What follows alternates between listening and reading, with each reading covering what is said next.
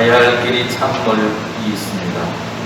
말씀대로 살겠다고 몸부림쳤는데 어쩌다 보니 율법주의자가 되었고 열심히 교회를 위해 헌신했는데 예수님이 그토록 필요하신 정죄를 주도하는 사람이 되어버렸습니다. 문제를 해결하겠다고 달려들었는데 누군가를 희생양으로 삼아버렸고 때에 따라 나에게는 면죄부를 주고 내로남불하는 두 얼굴을 가진 사람이 되었습니다. 첫 단추를 겸손하게 끼웠다면 마지막 단추까지 겸손과 온유함으로 마무리하여 예수님을 따르게 하옵소서. 겸손이 교만으로 끝나지 않고 온유함이 독재자의 모습으로 마무리되지 않도록 우리를 도와 주시옵소서. 우리를 불쌍히 여겨 주시옵소서. 하나님의 자비로우심을 따라 섬김과 나눔으로 우리의 인생을 가득 채우게 하옵소서. 여전히 많은 확진자를 보이는 코로나의 상황이 회복될 수 있도록 인도하여 주시옵소서. 모두가 함께 기도하며 인내하며 방역에 힘쓸 수 있도록 도와 주옵소서. 예수님의 이름으로 기도드립니다.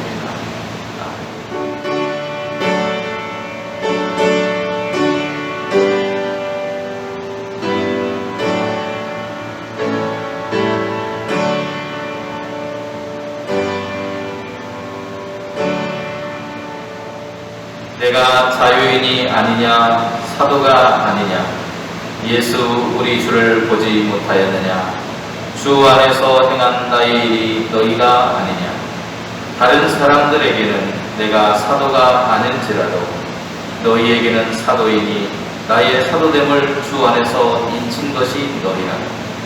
나를 비판하는 자들에게 변명할 것이 이것이니 우리가 먹고 마실 권리가 없겠느냐.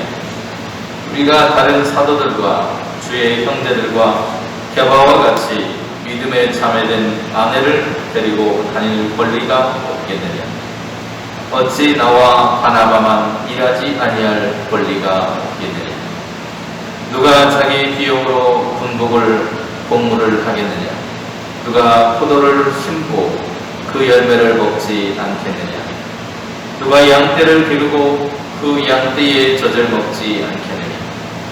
내가 사람의 예대로 이것을 말하였느냐. 율법도 이것을 말하지 아니하느냐. 모세의 율법에 곡식을 밟아 떠는 소에게 망을 씌우지 말라 기록하였으니 하나님께서 어찌 소들을 위하여 염려하심이냐. 오로지 우리를 위하여 말씀하심이 아니냐. 과연 우리를 위하여 기록된 것이니 밭 가는 자는 소망을 가지고 갈며 곡식 떠는 자는 함께 얻을 소망을 가지고 떠는 것이라. 우리가 너희에게 신령한 것을 뿌렸은즉 너희의 육적인 것을 거두기로 과하다 하겠느냐. 다른 이들도 너희에게 이런 권리를 가졌거든 하물며 우리일까 보냐. 그러나 우리가 이 권리를 쓰지 아니하고 범사에 참는 것은 그리스도의 복음에 아무 장애가 없게 하려 함이로다. 아멘. 세상에는 많은 사람들이 살아가고 있습니다. 그리고 그 사람들이 살아가면서 자신의 삶에 대한 정당성과 권리를 때로는 주장하고 살아야 할 때가 있습니다. 특별히 사람들과 관계하다 보면 그 관계 속에서 자신에 대해서 인정하려고 하지 않는 사람들과 만나게 되면 이러한 어려움을 겪게 될 때가 있는데, 이런 때에 자신의 정당성을 주장하는 방법에는 여러 가지가 있을 것 같습니다. 그 방법 중에 하나가 바로 글이나 말을 통해서 자기를 변론하는 것이고, 글이나 말은 자신에 대해서 표현할 수 있는 방법 중에 하나입니다.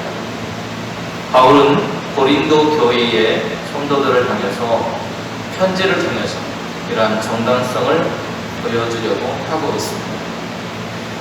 저는 8장에서 우리는 무상에게 바친 제물에 대한 이야기를 하면서 바울이 자신의 자유나 권한을 다른 성도들의 유익을 위한 것이라고 포기할 것을 나는 선언하겠다라고 하는 이야기를 했었습니다. 그리고 이제는 9장에서 자신이 선언한 것에 대한 신뢰를 보여줄 것이라고 이야기를 하는데요. 말씀을 통해서 바울이 우리에게 보여준 자신의 권리를 포기한 참된 헌신의 태도가 무엇이었는지를 우리가 살펴보려고 합니다. 먼저 바울이 말하고 있는 것은 자신의 사도권에 관한 이야기입니다.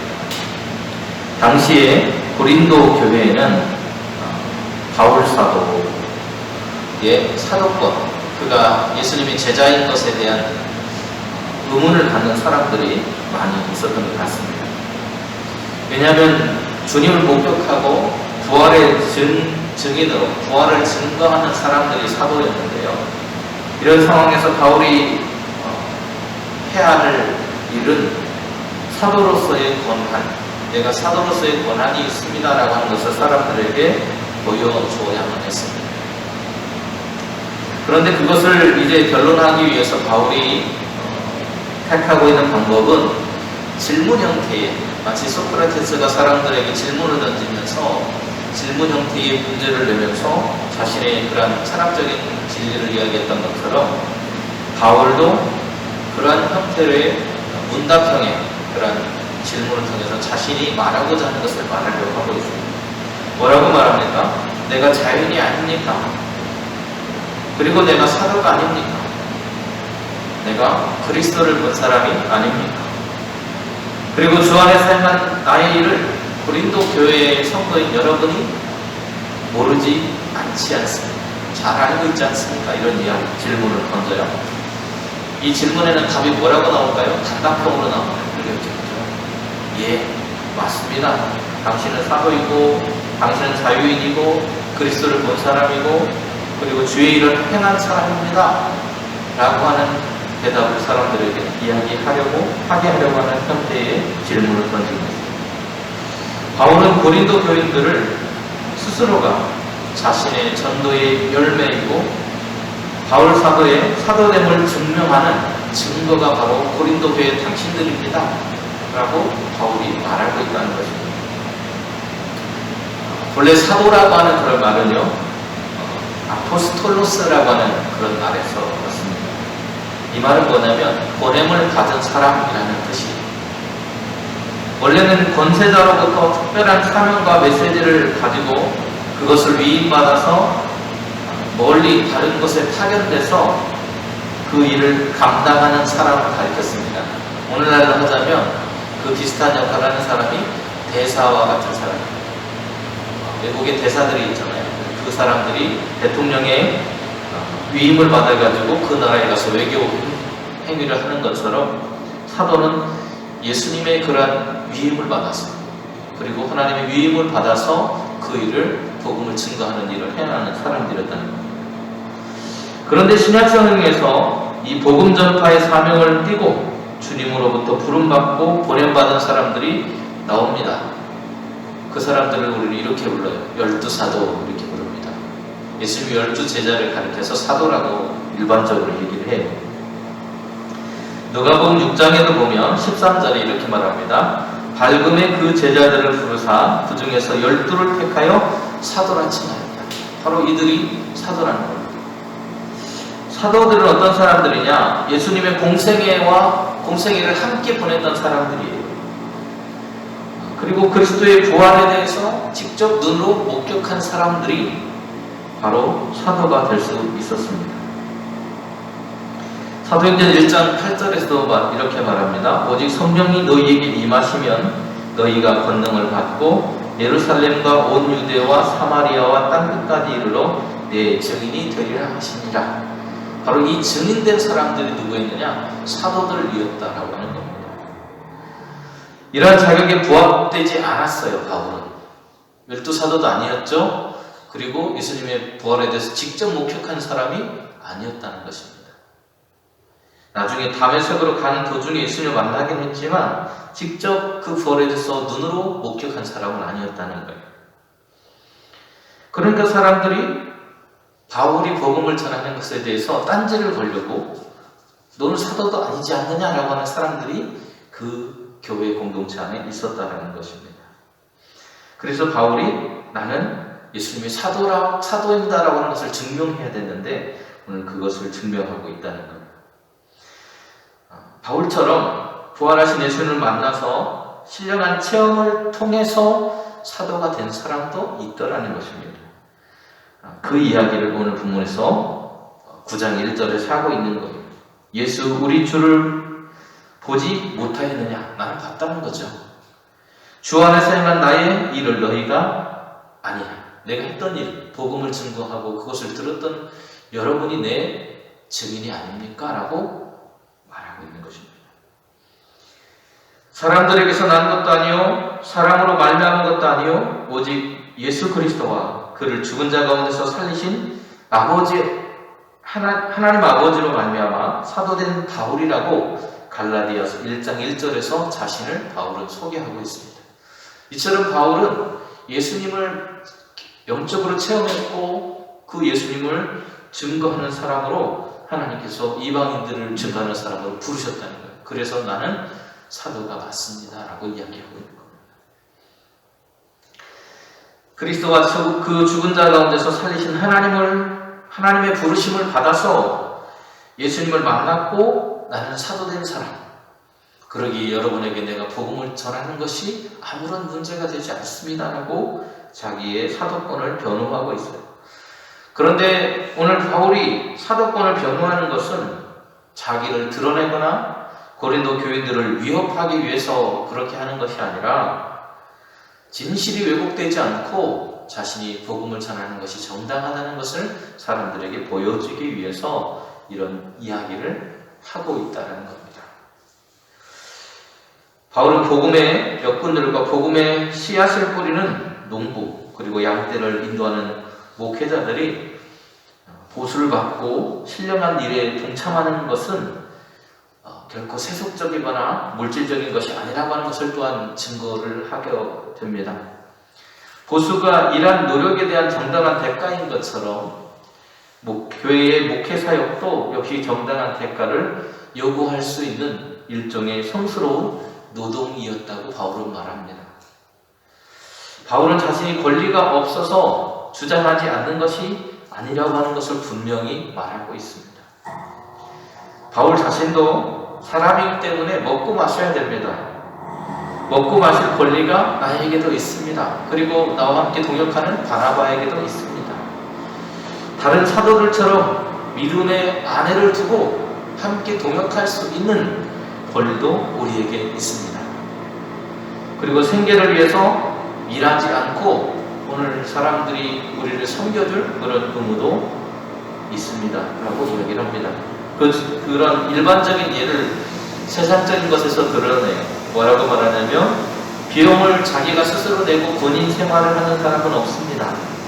또 포도농사를 지으면서 농부도 자기가 기른 그 포도를 따먹기도 합니다.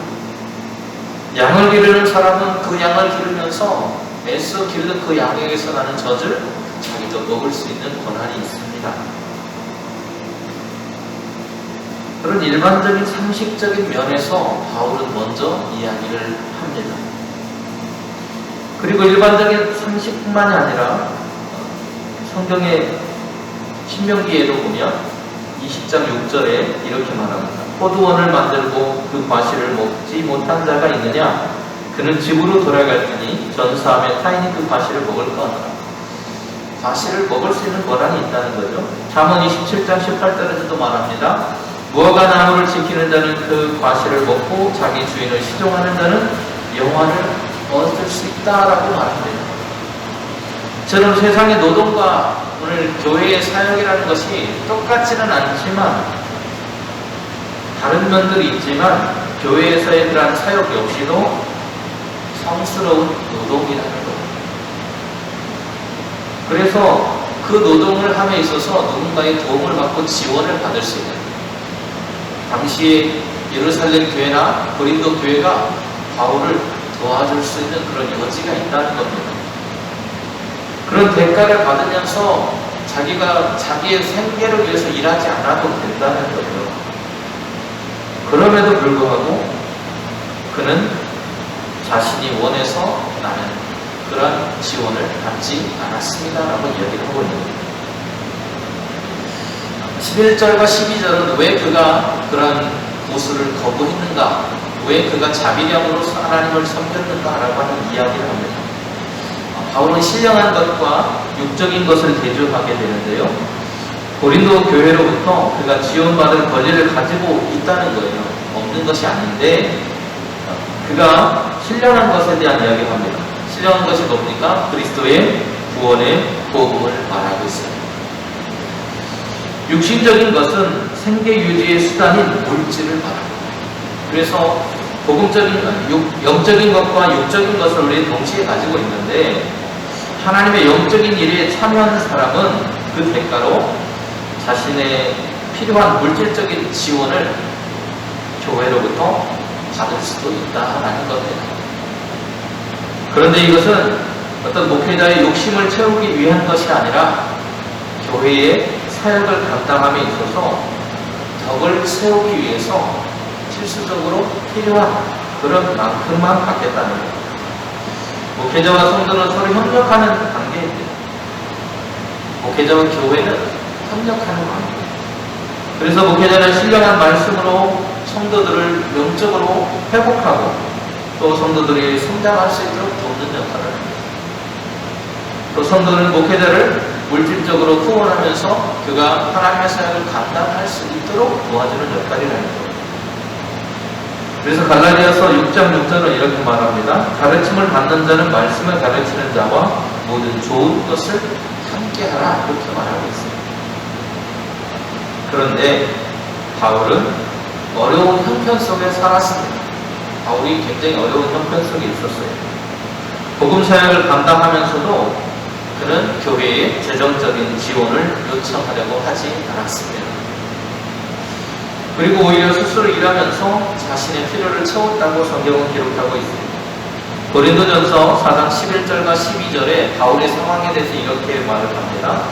바로 이 시각까지 우리가 줄이고 목마르며 헐벗고 매맞으며 정처가 없고 또 수고하여 친히 손으로 일을 하며 모욕을 당한 듯 축복하고 박해를 받은 듯 참았다라고 이야기를 합니다. 누군가에게 후원을 받으면 그것에 매이게 됩니다. 그래서 복음을 온전하게 전하는 것이 아니라 그 사람의 말에 따르게 되어 있습니다. 그래서 그러한 모습이 되지 않게 하기 위해서 바울은 자신이 재정적인 지원을 못 받아서가 아니라 받을 수 있지만 나는 그것을 받지 않겠다고 결심한 겁니다.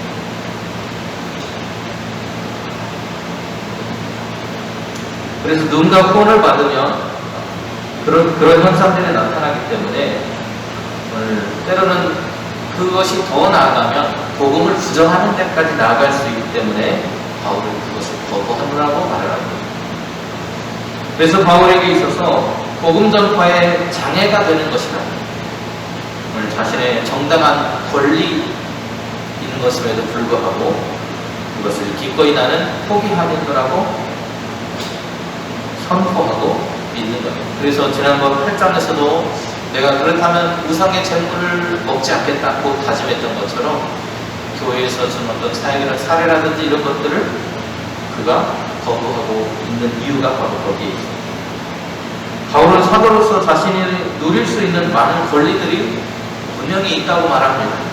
그러나 바울은 이러한 것들이 복음을 전하는 것에 방해가 된다면 나는 과감하게 그 권리를 포기하겠다고 말하고 있는 것입니다. 권리가 없어서가 아니라 오늘 이 바울의 그런 이야기, 뉘앙스를 보면 바울은 복음에 미쳐있는 사람이에요. 복음을 위해서라면 모든 것을 내던질 수 있는 사람이었기 때문에 오늘 그는 이런 이야기를 하고 있는 겁니다. 자신의 생계를 유지하는 것, 그 이상의 것들을 오히려 복음을 방해하는 요소로 보고 오늘 바울의 마음은 주님의 복음만을 위해서 내가 살겠다라고 결단하고 있다는 것입니다. 오늘 저와 여러분의 삶 속에서도 오늘 우리가 누릴 수 있는 많은 것들이 있지만 그것이 정말 주님을 섬기고 복음을 증거하는 일에 걸림돌이 된다면 과감히 그 권리를 포기할 줄 아는 바울의 마음을 닮아가는 참된 신자가 될 수 있기를 간절히 소원합니다. 은혜로우신 주님, 오늘도 우리의 삶 속에 함께하여 주시고 주의 말씀으로 우리의 삶을 채워주시니 감사합니다. 바울이 사도로서의 권리와 또 삶의 여러 가지 누릴 수 있는 권리들이 있었지만 그것을 포기한 것은 그것이 그리스도의 복음을 증거하는 데 걸림돌이 된다고 여겼기 때문입니다. 주님, 오늘 우리의 삶에 복음을 증거하는 일에 우리를 넘어뜨리라는 걸림돌은 무엇입니까? 그 걸림돌을 깨닫게 하여 주시고 주님, 그것이 나의 때로는 권리가 된다 할지라도 바울이 포기한 것처럼 우리도 그것들을 내려놓을 수 있는 넓은 마음, 큰 믿음을 허락하여 주시옵소서. 예수님의 이름으로 기도드립니다. 아멘.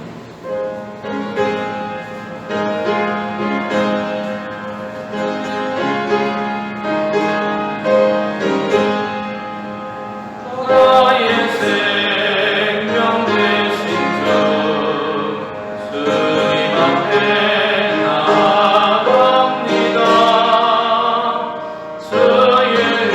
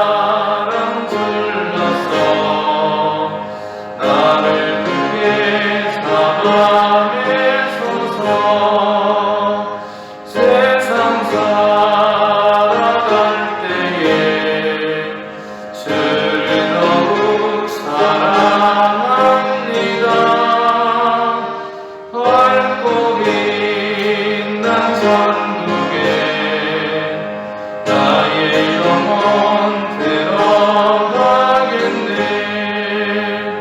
날마다 주를 찬송하겠네. 주의 사랑 불러서 나를 굳게 사랑해주소.